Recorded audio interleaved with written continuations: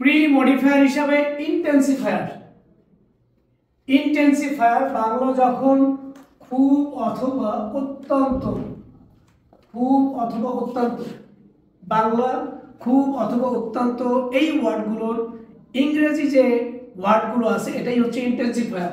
Intensify করা, গাঢ়ত্ব করা, অনেক কিছু, খুব বেশি।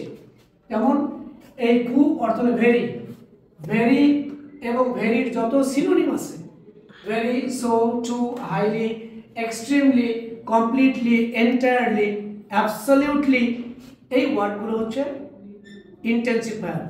সকল ইন্টেন্সিফায়ার অ্যাডভার্ব হয়, আর ইন্টেন্সিফায়ারগুলো সবসময় হয় অ্যাডজেক্টিভের পূর্বে অথবা অ্যাডভার্বের পূর্বে বসে, কারণ এই ইন্টেন্সিফায়ারগুলো অ্যাডজেক্টিভের পূর্বেই বেশি বসবে। এক্সাম্পল দেখো, হি ইজ ড্যাশ গ্ল্যাড, এটা হচ্ছে একটা অ্যাডজেক্টিভ।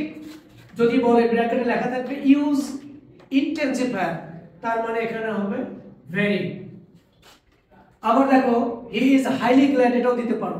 সরির ক্ষেত্রে হয় he is very sorry, he is extremely sorry. আবার দেখো, she is dash happy, she is very happy, এখানে দেখো শি ইজ ভেরি হ্যাপি, ব্র্যাকেটে লেখা থাকবে ইউজ ইন্টেন্সিফায়ার। দে আর ড্যাশ হ্যাপি, এখানে ভেরি লেখা যাবে না, কারণ এই জায়গায় দ্যাট আছে। এখন আমি তোমাদেরকে একটা জিনিস ধরাই দিই, এখানে ভেরি লেখা যাবে না, কারণ এই জায়গায় টু আছে, এই জন্য এখানে হবে টু ডট ডট টু।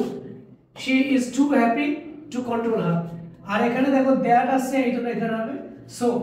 এই জন্য হবে কি, যখন শুধু একটা ড্যাশ থাকবে আমরা ভেরি লিখবো, দ্যাট থাকলে সো, টু থাকলে টু, যদি টু থাকে তখন আমরা টু লিখবো। এই